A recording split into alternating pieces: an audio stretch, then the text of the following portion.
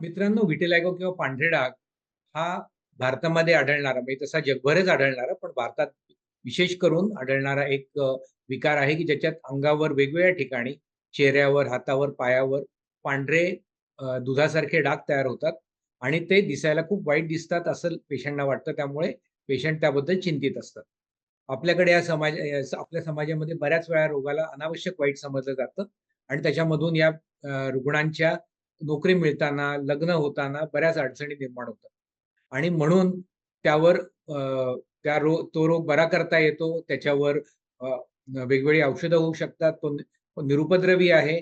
या सगळ्या गोष्टींसाठी उद्बोधन करण्यासाठी 25 जूनला दरवर्षी वर्ल्ड व्हिटिलिगो डेचं आपण आयोजन करतो आणि त्या संबंधी मी तुमच्याशी हितगुज करायला इथे आहे.